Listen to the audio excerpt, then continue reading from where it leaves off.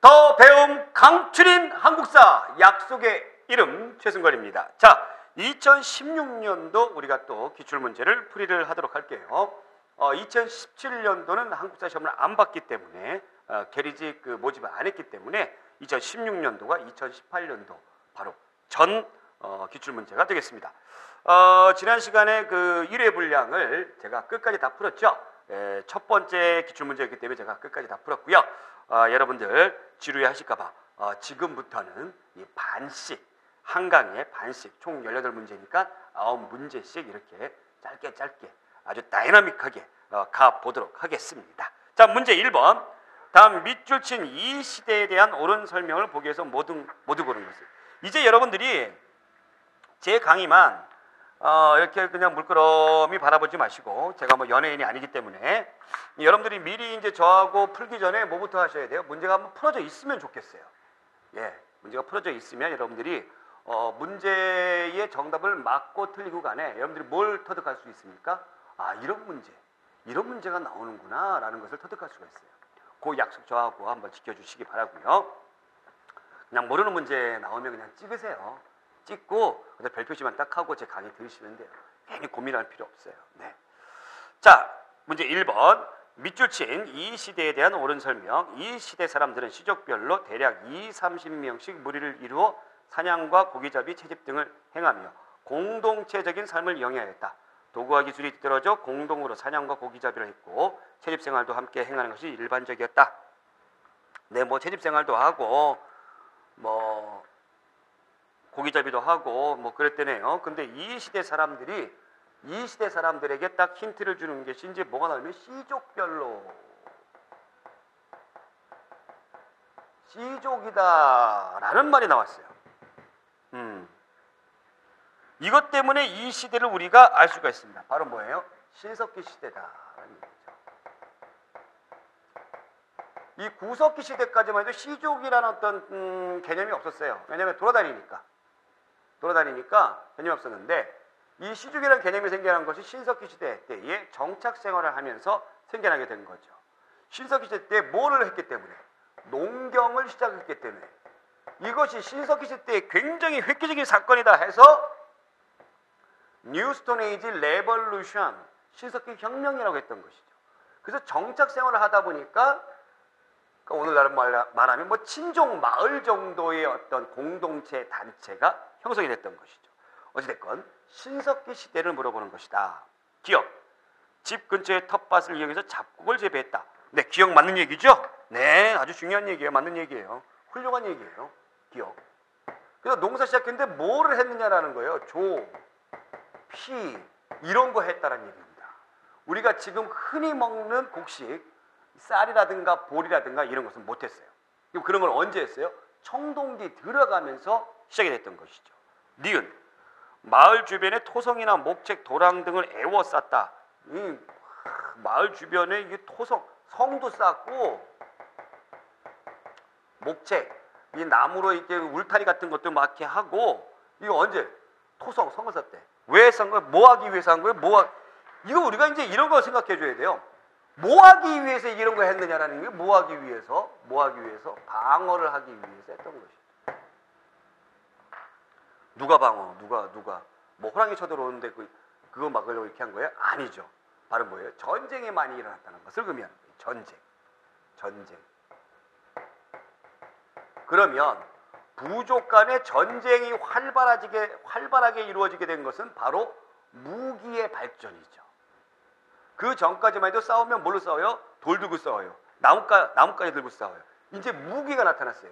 그 무기가 바로 뭐냐면 청동검이다라는 얘기죠. 그래서 니은은 청동기 시대를 얘기합니다. 자, 그 다음 디귿. 특정 동물을 자기 부족의 기원과 연결시켜 숭배했다. 맞죠? 예, 맞습니다. 예, 특정 동물, 이것을 우리가 토테미즘이라고 부릅니다. 토테미즘. 그러니까 마을이 형성되다 보니까 어디 떠나지 않고 여기에 정착 생활을 하다 보니까 공동체적인 신앙생활, 원시 신앙이 나타나게 되는 거예요. 농사 좀 잘 짓게 해주세요. 사냥 좀 잘하게 해주세요. 그래서 절대적인 어떤 파워, 힘을 갖고 있는 그런 짐승들 있죠. 뭐 호랑이라든가 곰. 얘네들은 그냥 짐승이 아니야. 뭔가 강력한 신일 거야. 그런 어떤 원시 신앙, 토테미즘이 나타나게 됐다. 신석기 시대입니다. 신석기 시대부터 나타나게 된 거죠. 자, 그 다음에 리을 보겠습니다. 리을. 대표적인 유적으로는 부여 송궁리, 고령 장기리가 있다라고 되어 있습니다. 리을, 부여 송궁리, 고령 장기리가 있다. 이 청동기예요. 청동기. 참고로 여러분들이 이 유적지를 물어보는 문제는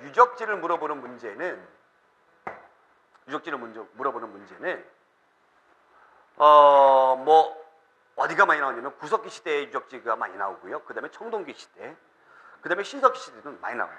그래서 신석기 시대의 유적지를 물어볼 때는 약간의 암기 팁만 여러분들이 갖고 계시면 됩니다. 오신미지 암동. 이게 도대체 무슨 뜻이냐? 오산리, 양양의 오산리, 신석기죠. 미송리, 지탐리, 서울의 암사동, 부산의 동삼동, 신석기 시대의 유적지. 오신미지 암동. 아시겠죠? 오신미지 암동. 신석기 시대의 유적지. 오신미지 암동. 그러면 구석기 시대 유적지는 뭐예요? 너무 많아요. 근데 힌트를 줘요. 어떤 힌트? 구석기 시대는 동굴이 많이 나와요. 동굴. 구석기인들은 돌아다니다 보니까 이 동굴 같은 데 들어가서 살아요. 신석기인들은 집을 지어요. 그 집이 뭐예요? 움집이에요. 근데 어디 살았어요? 신석기인들은 강가나 해안가에 살았어요. 왜? 물고기 잡아야 되니까. 농사도 짓고. 그래서 이 전부 다 여기가 강가나 해안가예요. 오신미지암동. 그럼 동굴 빼고 오신미지암동 빼고 그러면 뭡니까 여러분들? 청동기 시대다. 나머지. 아시겠죠?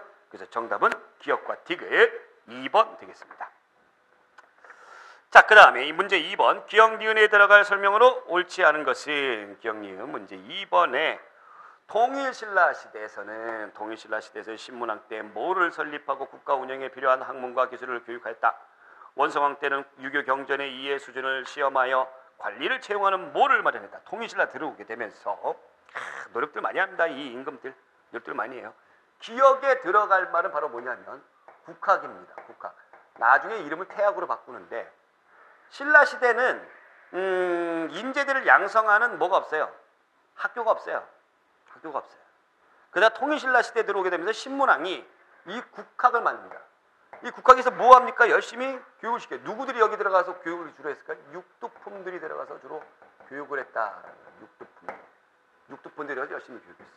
그럼 신문왕은 왜 육두품들을 이렇게 교육을 열심히 시켰느냐? 뭐 때문에? 당시 최고의 신부는 진골이었는데 왜 육두품들이 이뻐했느냐? 아버지 문무왕이 신라를 통일을 하고 어떻게 했습니까? 죽다 보니까 자기를 보호해 줄 누가 없어요. 가림막이 없어져 버린 거예요. 그래서 맨날 이 신문왕은 아버지 생각하면서 울어요. 막 울어. 어떻게 하면 좋으나. 진골들이 막 여기서 막 들고 일어나. 울어. 그래서 아버지의 은혜에 감사하기 위해서 은혜에 감사한다 해서 감은사라는 절을 지었고요. 아버지의 해중릉을 보기 위한 정자를 만들어요. 높은데 이렇게. 그래서 바라본다 해서 이견대라는 것을 만들었어요. 신문왕 때 그래서 나온 일화가 만파십적이에요. 만 가지 파도가 부는데 필이 한번 쫙 불어보니까 파도가 쫙 떼어버리더라. 왜 이런 게 나왔어요? 바로 진골들이 얼마나 신문왕을 괴롭혔는가 당시 상황을 얘기해 주는 거예요. 그래서 신문왕이 진골들의 세력을 견제하기 위해서 넘버 2 계급인 육두품들을 등용하기 위해서 국가가 설치했던 것이죠. 자, 그 다음에 원성왕 때 뭐를 했습니까? 니은에 들어갈 말은 독서 삼품과예요. 독서 삼품과. 즉 원성왕이 뭘 하는 겁니까? 독서, 책 읽고 논문 써내라는 얘기예요. 논문 써내라. 너 공부 좀 해가지고 논문 써내. 그럼 그 논문에 따라가지고 3개의 품계로 나눠가지고 벼슬을 준다라는 겁니다. 그럼 이거 좋아할 사람은 누구예요? 육두품이에요. 최고 신분 진골들이 싫어해요. 하겠다 하고 하지 못해요. 진골들의 이 원성에 어마어마하게 시달려가지고 원성왕이에요. 하지 못합니다. 참고로 알아두세요. 자, 1번 기억. 박사와 조교를 두어 예기와 문선 등을 가르쳤다. 그랬겠죠. 자, 2번 니은 골품제 때문에 기능을 제대로 발휘하지 못했다. 그랬고요. 3번 기억과 니은 학문과 유학을 보급시키는데 크게 이바지했다. 그렇죠. 4번 기억과 니은 당의 교육제도와 과거제도를 수용하여 운영하였다. 아니죠? 네, 4번 틀렸어요. 이 당시에 당나라의 문화에 영향을 많이 받은 나라는 사실은 신라보다는 어디입니까? 발해입니다. 발해. 예, 발해. 물론 뭐 발해에서도 과거제도를 실시하진 않아요. 이 과거제도를 실시하게 되는 것은 이제 고려시대에 들어가면서 실시하게 되고요. 어쨌거나 정답은 4번.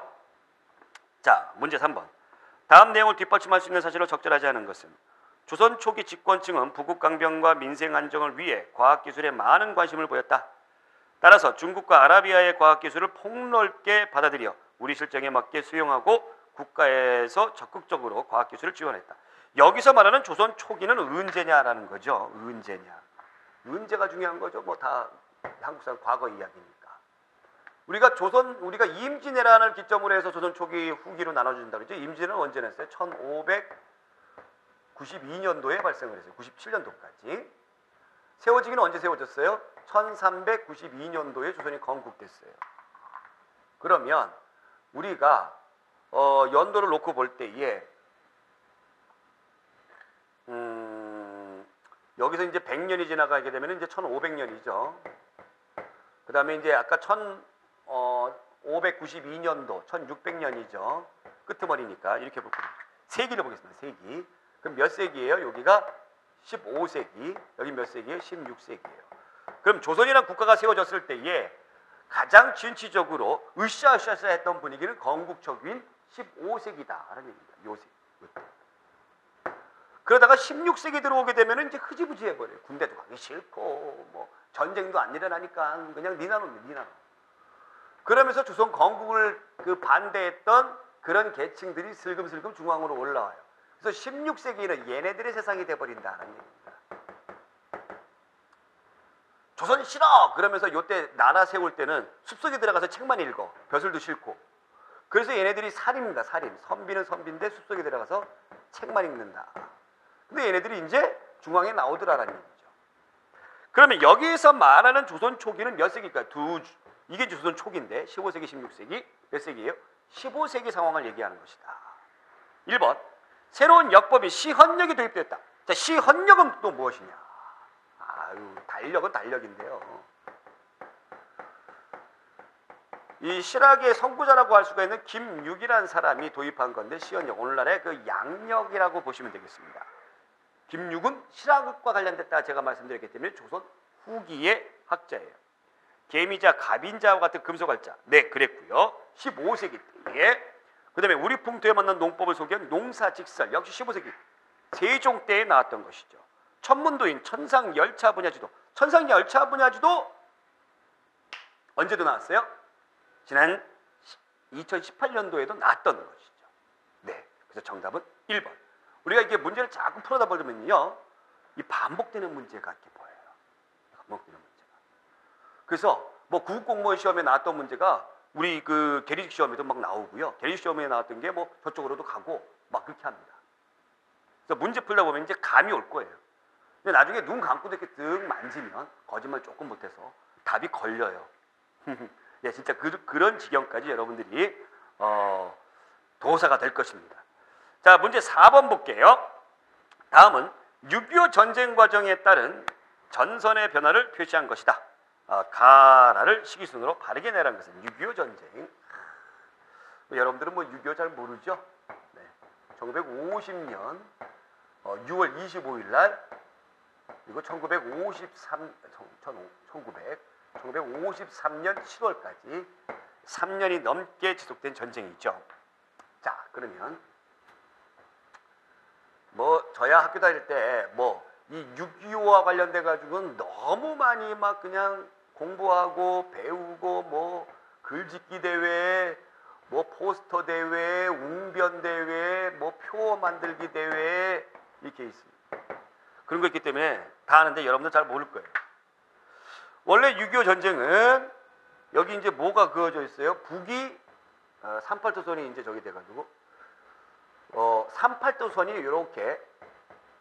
이렇게 그어져 있었습니다. 그렇죠? 그어져 있어요. 그래서 북이 38도선이다. 그어져 있었어요. 6월 25일 날 북한 애들이 남침을 합니다. 3일 만에 서울을 함락을 하고 쭉 가서 어디까지? 낙동강 전선 있는 데까지 쳐들어오게 되는 거죠. 아, 나라 망할 것 같아요. 근데 유엔군이 개입을 하게 되는 거죠. 유엔군이 개입을 하면서 어떻게 합니까? 메가더의 2인전 선입작전. 그래서 딱 서울을 수복하고 38도선을 넘습니다. 넘어가지고 이제 압록강까지 딱 가서 야, 통일이 되는가 보다. 야, 신난다. 그런데 10월 말에 누가 쳐들어와요? 중공군이 쳐들어오게 되는 거예요. 중공군이 쳐들어와요. 와, 그래서 밀리는 거예요. 밀리는 거. 그래서 여러분들이 그 흥남철수 일사후퇴 그 얘기가 이때 나온 거예요. 밀려서 다시 여기까지 서울 빼앗기고 여기까지 내려옵니다. 다시 유엔군의 반격. 그러면서 요 38도선 요 길을 근방으로 해서 아주 치열하게 공방전이 일어나게 되는 거예요. 이때의 요 길을 배경으로 해서 나왔던 영화가 고지전이에요. 그러면서 1953년도 7월에 휴전협정을 딱 할 때에 서로 차지하고 있는 지역을 경계로 해자가 아니라 하자 해가지고 휴전선이 이렇게 나타나게 되는 겁니다. 아시겠죠? 자, 그러면 북한애들 쳐들어오죠? 쳐들어와서 어디까지 밀려가요? 라까지 밀려갑니다. 그 다음에 유엔군의 반격으로 가까지 간 다음에 중국군이 쳐들어오게 되면서 다까지 밀려서 다시 이제 우리가 기어 올라가서 나 부근에서 치열하게 공방전을 했다. 그래서 라가 다나 정답 3번 이렇게 골라주시면 되겠습니다. 자, 문제 5번. 보기의 인물에 대한 설명으로 옳은 것은 보기의 인물. 인물 났어. 보기의 인물은 누구냐? 또 나왔네요. 이분 또 나왔어요. 네, 또 나왔어요. 계리직에서 이분을 참 좋아하나 봐요. 네. 고려 문종의 아들로 태어났다. 흥왕사의 교장입니다. 교장도감을 설치할 것을 건의했다. 교장도감이 뭐 하는 거예요? 교장 선생님들 뭐 했는 거예요? 아니에요. 불교 경전 발행하고 인쇄하고 이러는 거예요. 이론의 연마 실천을 강조하는 교관겸수를 제창했다. 교관겸수 제가 지난번에 설명을 드렸고, 이분은 누구십니까? 이분은 바로 대각국사 의천이죠. 의천하면은 자동으로 뭐가 생겨나야 돼요? 천태종이 생각이 나야 돼요. 자동으로. 유불일치설을 주장했다. 종교결사운동을 전개했다. 선종을 중심으로 교종을 포용하려 했다. 천태종을 세워 교단의 통일을 도모했다. 1, 2, 3번은 몰라도 여러분 답을 알죠. 네, 벌써 4번이 정답이 되겠습니다. 자, 여러분들 거기 쫙 보시면 유불일치설이다. 보기 1번은 누구예요? 보기 1번은 유교하고 불교하고 추구하는 이치가 같다라고 주장했던 사람입니다. 해심이라는 사람이에요. 그렇기 때문에 이 사람 때문에 고려 중반에서 후반 넘어가는 후반이죠. 고려 후반에 이 성리학이 우리나라에 들어가게 돼가지고 발전하게 되는 계기가 되기도 했죠. 해심. 그 다음에 종교결사운동, 그 다음에 선종을 중심으로 교종을 포용하려 했던 지난 시간에 설명을 열심히 드렸던 바로 누구예요? 진울이죠. 진울입니다. 정답은 몇 번? 4번이 정답이죠. 자, 그 다음에 6번 문제. 고려시대의 사회 시책과 제도에 대한 설명으로 옳지 않은 것은? 네, 고려시대에 1. 상평창을 두어 물가 안정을 꾀하였다. 상평창 나옵니다. 상평창. 물가 안정. 물가가 오르락내리락 막 올라갔다 내려갔다 이렇게 널뛰기 하듯이 막 뛰면 좋아요, 안 좋아요? 안 좋죠. 그래서 항상 평탄해야 된다. 물가 안정기관. 상평창이에요. 상평창. 2번 동서대비원을 설치하여. 동서대비원. 대비원. 동쪽에도 있고 동대비원, 서대비원, 대비원. 대비원 뭐 하는 거예요? 대비원 뭐 하는 거예요? 병원이에요. 누구를 위한 병원이에요? 돈 많은 사람들? 아니죠. 돈 많은 사람 지들이 알아서 잘 가죠. 의원도 불러서. 가난한 사람들을 위한 병원이에요. 자, 3번 해민국을 두었다. 해민국을 두었다. 해민국은 뭐예요? 해민국은 약국이에요. 약국. 누구를 위한 약국이에요? 백성들에게 혜택을 주는 약국이다 해서 약국. 해민국. 유랑자의 수용과 구유를 담당했다. 유랑자. 그럼 도대체 유랑자는 뭐냐? 유랑자는 뭐예요? 거지죠, 거지. 떠돌아다니는 사람들이죠. 네. 이 사람들 해민국 약국이라고 그랬는데 이 사람들을 위한 약국이 아니죠. 가난한 사람들을 위한 약국이에요. 그러면 이런 유랑자를 위한 유랑자를 또 위한 기관이 있어요. 고려시대 복지국가였나 봐. 이 거지들을 위한 기관도 있었나 봐요. 재생원입니다. 재생원. 재생 좀 해라 좀. 재생 좀 해. 응? 자, 그 다음에 4번 기금으로 운영하는 제위보를 두어 빈민을 구제하였다. 네, 맞죠. 제위보. 이 보라는 게 뭐냐? 보. 기금을 마련해서 운영하는 일종의 재단입니다. 재단. 학생들이 공부를 열심히 하기 위한 장학재단, 학보. 네? 그 다음에 불교 경전을 간행하기 위해서 기금 마련하는 재단, 경보.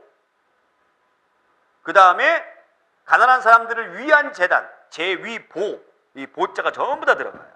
그래서 정답은 몇 번? 3번. 자, 7번. 기역왕에 대한 설명으로 옳은 것은 멋진 나라죠. 대조영의 동생 대야발의 후손인 기역은 북쪽으로는 대부분의 말갈족을 복속시키고 남쪽으로는 신라와 국경을 접할 정도로 넓은 영토를 차지하였다. 이후 전성기를 맞은 발해를 중국인들은 해동성국이라고 부른다. 바다 동쪽에 아주 융성한 나라다. 원래 발해하고 당나라는 적대 관계였죠. 왜? 이 발해는 고구려의 후손이니까 고구려를 멸망시킨 당나라하고 신라는 초기에 안 친했어요. 또 당나라도 이 고구려 망했는데 고구려 땅 그대로 발해라는 강국이 세우는 거를 좋아하지 않아요. 서로 안 친했어요. 막 싸우고 막 그랬어요. 그러다가 문왕 때 들어오게 되면서 신성관계로 바뀌게 되는 겁니다. 바뀌게 되고 선왕 때 들어오게 되면 어마어마한 영토를 차지하면서 당나라에서 발해가 강대국임을 인정해 줍니다. 인정해 주면서 이제 친하게 지내자 하면서 아주 좋은 별명 지어줘요. 그게 바로 뭡니까? 해동성국이다라는 거예요. 해동성국이다. 네. 그럼 보겠습니다. 요 문제가 아마 여러분들이 한국사 공부를 안 하시면 약간 틀릴 수가 있어요.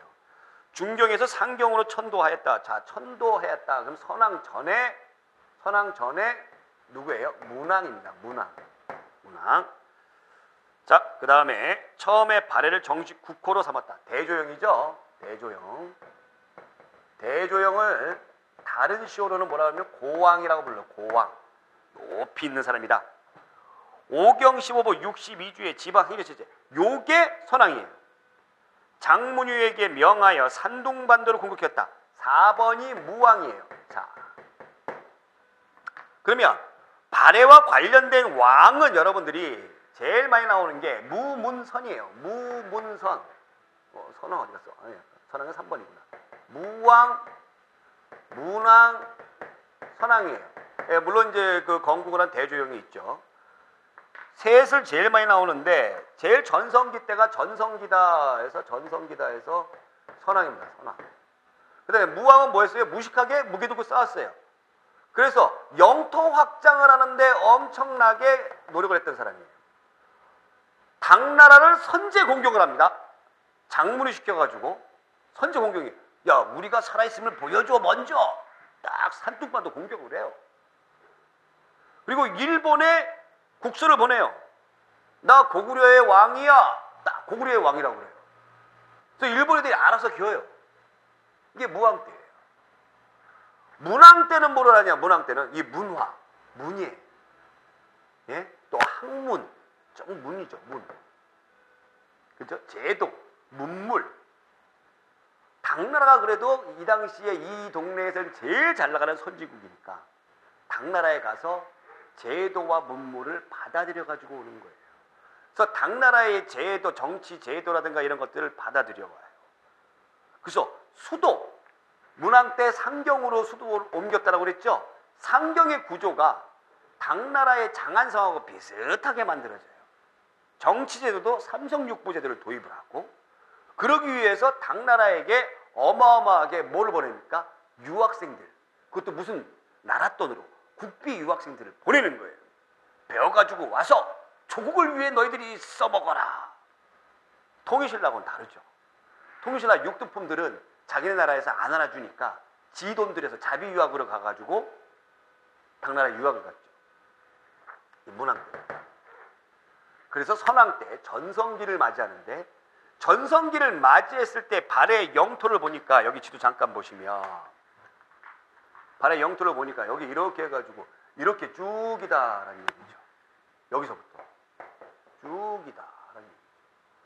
그래서 이거를 영토 행정구역을 정비를 하다 보니까 너무 넓어서 이제 정비를 해야 되겠죠. 행정구역을 정비하다 보니까 5경 15부 62주다라는 얘기죠. 수도와 비슷한 그런 중요한 도시를 5개, 5경이 있었고, 그 다음에 중요한 지방의 요지 15부, 그 다음에 일반 지방의 행정구역인 62주가 있었다. 신라는 주가, 지방에 있는 주가 몇 개 있어요? 9주죠, 9주. 통일신라는 9주죠. 그러니까 발해 영토가 얼마나 넓었다라는 것을 알 수가 있는 자료입니다. 아시겠죠? 그래서 정답은 몇 번? 3번이다 라는 겁니다. 자, 8번. 다음과 같은 생활 풍습이 있는 초기 국가에 대한 설명으로 옳은 것은, 자, 이것도 여러분들이 쉽게 풀 수 있는 문제입니다. 해마다 씨를 뿌리고 난 뒤에 5월과 곡식을 거둬들이는 10월에 귀신에게 제사를 지냈다. 이때 사람들이 모여 춤을 추고 노래를 부르며 술을 마시면서 밤낮으로 즐겼다. 얼마나 좋아요. 국가 행사예요. 국가 행사로 밤낮으로 술 마시고 노래 부르고 이렇게 지내는 거예요. 옛날에 이런 어떤 그 낭만이 있었어요. 낭만이. 참 좋죠. 네. 8번. 해마다 씨 뿌리고 난 뒤에 5월과 곡식을 거둬들이고 난 뒤에 10월에 2번 축제가 있습니다. 5월에 한 번, 10월에 한 번. 이 고대 초기 철기 국가, 초기 국가 시대 때 부여, 고구려, 옥조, 동해, 사만. 그럼 이것도 역시 마찬가지로 지도를 보면서 보시면, 여기가 이제 맨 위에 부여가 있고, 그 다음에 여기 고구려가 있고, 고구려 밑에 옥저가 있죠. 그 다음에 여기 동쪽에 동해가 있고, 마한, 진한, 변한 합해서 이제 사만이 있습니다. 사만. 이렇게 있는데, 농사를 본격적으로 하던 시기다 보니까 농사를 좀 잘 되게 해주세요 하면서 하늘에 뭐 합니까? 제사를 지내요.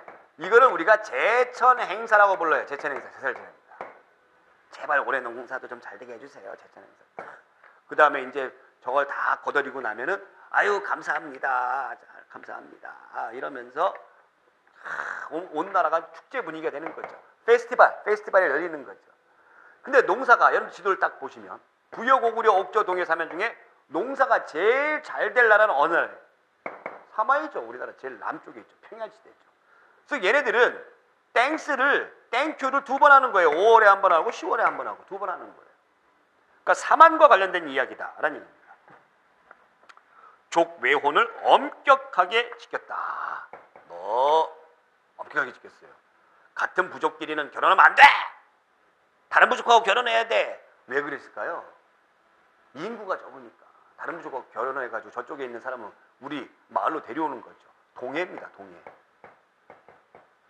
자, 그 다음에 서옥제라는 혼인 풍습. 이건 어디예요? 고구려죠. 대릴사위제. 사이가 가가지고 나 이 여자랑 결혼하고 싶어요. 딱 얘기하면 알았어. 그러면 이제 그 여자네 집에 가가지고 일정 기간 머슴처럼 죽도록 일을 해야 돼. 죽도록 일을 해. 그리고 이제 애가 나가지고 애가 어느 정도 좀 컸다. 그러면 이제 남자 집으로 가는 거예요. 네, 이것도 노동력 상실을 보상해주는 차원에서 했던 것이죠. 식구가 죽으면 살던 집을 헐어버렸어요. 동해입니다. 동해. 자, 요 식구가 죽으면 살던 집을 헐은다. 과거에는 이런 것들이 안 나왔는데 최근 들어서 요게 잘 나옵니다. 그 다음에 신지읍차라고 불리우는 지배자가 존재했다. 요것이 바로 사만이죠. 사만. 신지읍차. 예, 신지읍차는 정치적인 어떤 부족장급을 얘기하는 거고요. 사만에서 신지읍차와 대비가 되는 것이 바로 뭐냐면 천군이에요. 그러면 이 천군은 뭐 하는 사람이냐? 제사를 담당하는 사람이죠. 제사장. 그래서 천군이 있는 동네를 소도라고 불러요. 소도. 그러니까 소도의 의미라는 것이 바로 뭐냐면 옛날에 이제 저기 지방에 가면은 지금도 아마 있을 거예요. 이렇게 마을 어귀에 이렇게 높이 솟은 경계를 알리는 높이 솟았다 해서 솥대라는 것이 있습니다. 비슷한 느낌이죠. 그래서 경계를 알려요.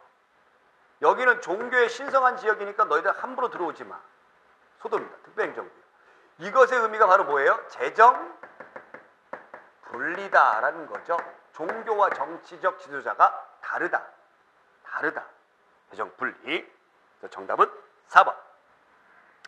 자, 그 다음에 9번 문제 보겠습니다.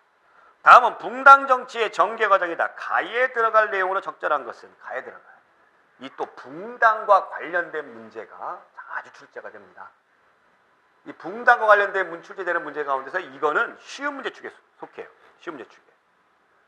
효종이 죽자 인조의 계비, 자의 대비 복제 문제로 송쉐를 비롯한 서인과 허목 등 남인 간의 예송이 발생했다. 그 다음에 가 이렇게 돼 있죠.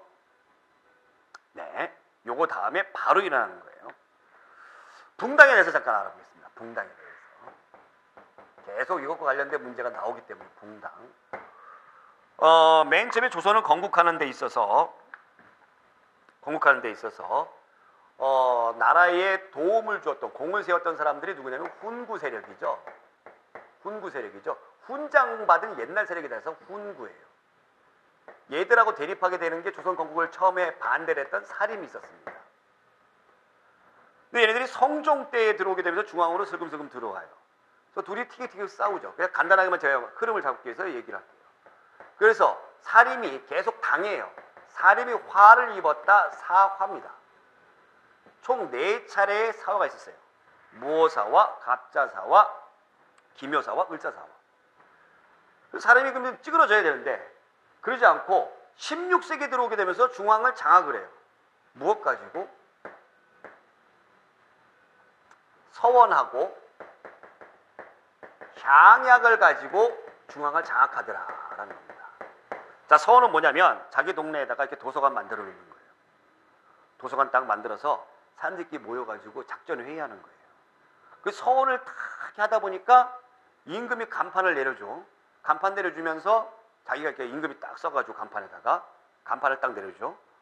내면서 그 뭐 간판만 달랑 하나 줘? 아니죠. 토지도 주고 노비도 주고 또 세금도 안 내게 해주고 너도나도 살인들이 서원을 사는 거죠. 그 다음에 내 동네에 있는 내 백성들을 내 편으로 만들기 위해서 향약이라는 걸 딱 해요. 상부상조죠. 향약 여러분들 잘 아시죠? 도덕 시간에 배웠잖아요. 그래서 어려운 일이 있으면 서로 돕는다. 어려운 일인데 모른 척하면 안 된다. 나쁜 일이 있으면 서로 못하게 한다. 과실상교. 그래서 쟤는 나쁜 짓을 해. 말해서 쫓아내는 거죠. 네. 이런 것들. 좋은 풍습은 서로 어떻게 한다? 나눈다. 예속상교. 향약에 4대 규약이 있습니다. 이것의 의미를 잘 바라다 보면은 사람들이 자기가 가지고 있는 재산을 바탕으로 해서 백성들을 도와줘요. 그러면서 백성들을 자기 편으로 끌어들이는 거예요. 이 두 가지를 기반으로 해서 사람들이 중앙을 장악할 수 있었다. 그래서 중앙을 장악할 수 있어서 야 신난다 좋다 이렇게 됐는데 이 사림들이 분열을 해요. 그래서 이른바 붕당, 살인끼리의 분열이에요. 맨 처음에 이제 10세기 후반에 선조라는 임금, 임진왜란 때 있었던 아주 무능한 임금이죠. 선조 때에 동인과 서인으로 분열을 합니다. 동서간에 분열이 돼요. 동서간에. 그 이조 전랑 문제로 분열이 되는데, 이조 전랑이라는 게 뭐냐면 이조에 소속된 하급 관리예요. 얘가 아주 중요한 권한을 가지고 있어요. 직책은 낮은데. 인사권을 가지고 있었어요. 후임 지명권을 가지고 있었어요. 그래서 이조 전랑이 나랑 하는 사람이면 너무 좋겠다 해가지고 이 문제로 동인과 서인으로 나눠지게 됩니다. 근데 이때 집권은 누가 하느냐? 동인들이 집권을 딱 하죠. 동인들이 집권을 딱 해요. 근데 임진왜란 발생하기 전에 동인들이 또 뭐와 뭘로 분열이 돼요? 남인과 북인으로 분열이 돼요. 임진왜란 전에. 그 남인과 북인으로 왜 분열이 되느냐? 정열입이라는 사람이 모반 사건을 일으킵니다. 그 처벌 문제를 가지고 강경파와 또 그다음에 온건파 이런 식으로 분열이 돼 버려요. 그래서 얘네들은 온건파, 얘네들은 강경파예요. 네, 남인과 북인으로. 얘네들은 계속 집권을 못 해요. 그러다가 임진왜란 때 왕자였던 광해군을 도왔던 사람이 바로 북인입니다. 이 북인들이 광해군이 임금이 되면서 여기다 적어야겠다. 광해군이 임금이 되면서 북인들이 집권을 하게 되는 거죠. 그러다 보니까 이 다른 남인이라든가 서인들이 이 북인들을 공격을 하겠죠. 그 정권이 미약한 광해군 같은 경우가 자기 아버지 선조가 느지막하게 세장가를 가가지고 왕자를 낳았어요. 그 왕자를 옹립하려고 합니다. 그 왕자 이름이 영창대군인데 그 영창대군을 죽이고 그 다음에 영창대군의 엄마인 임목대비를 가둬버립니다. 이것을 구실로 해가지고 서인들이 북인들을 몰아내고 집권을 쭉 해요. 이 집권을 딱 해요. 광해군을 몰아내고. 그래서 누구를 앉아요? 인조를 임금에 딱 앉힙니다. 그러면 남아있는 붕당은 뭐가 돼요? 남인하고 이쪽에 있는 서인이 되는 거죠. 그러던 차에 인조 때에 정묘호란, 병자호란이 일어나잖아요. 정묘호란, 병자호란이 일어납니다. 그리고 인조가 죽고 나서 볼모로 잡혀있다가 돌아왔던 누가? 효종이 임금이 딱 되죠. 근데 효종이 얼마 안 있다가 죽어요. 죽고 난 다음에 현종이 임금이 돼요. 현종이 임금이 되는데 현종 때에 이 효종이 죽고 나서 또 효종 비가 죽고 나서 장례 절차 문제를 가지고 막 싸워요. 막 싸워. 그러니까 예의와 장례, 예의죠. 예의와 관련된 문제 가지고 막 싸운다 해서 예속 논쟁이 일어납니다. 현종 때. 누구와 누구 간에? 남인과 서인 간에 예송이 일어나는 거예요. 예송. 남인과 서인 간에. 이 붕당 정치가 이제 슬슬 변질이 되는 거죠. 자, 그러다가 숙종 때 들어가게 되면은 이 붕당 정치가 너무 힘들어. 그래서 숙종은 머리를 썼어요. 뭐를 했습니까? 환국을 했어요. 환국은 뭐냐면 교환한다는 얘기예요. 얘네가 강해지면 좀 약해져 있는 붕당을 좋아해가지고 얘들을 좀 키워줘요. 교환시킨다. 그래서 환국이에요. 남인과 서인들 간에 환국을 합니다. 이 황국이 일어났을 때에 이 서인들이 뭐와 뭐로 분열되면 노론과 소론으로 분열이 돼요. 그러면 이제 요 숙종 이후에는 붕당이 뭐가 있습니까? 남인이 있고요. 노론과 소론이 있더라라는 겁니다. 간단하게 제가 이 붕당의 흐름을 말씀을 드렸어요. 자, 그러면 이 문제에서 효종이 죽자 예송이 발생했다. 이게 나왔죠. 그럼 가에 들어갈 말은 뭐가 되겠어요? 가에 효종이 죽자. 현종이니까. 숙종이죠. 황국 얘기가 나와야 되겠죠. 황국. 사람이 동인과 서인으로 분당되었다. 이것은 뭐예요? 선조 때고. 2번. 소수 가문이 권력을 독점하는 세도 정치.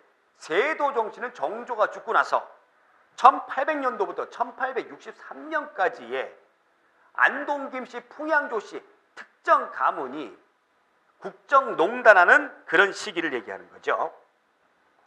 3번 북인이 서인과 남인을 배제한 채 정권을 독점했다. 광해군 때고요. 3번은 전국이 급격하게 전환되는 황국이 나타나기 시작했다. 숙종 때죠. 그래서 숙종의 뒤를 이어서 18세기 때 50년 동안 왕 노릇을 하는 영조는 평생 동안 이것을 강조합니다. 바로 뭐예요? 탕평책을 하는 거죠. 당파싸움 하지 마라. 탕평책.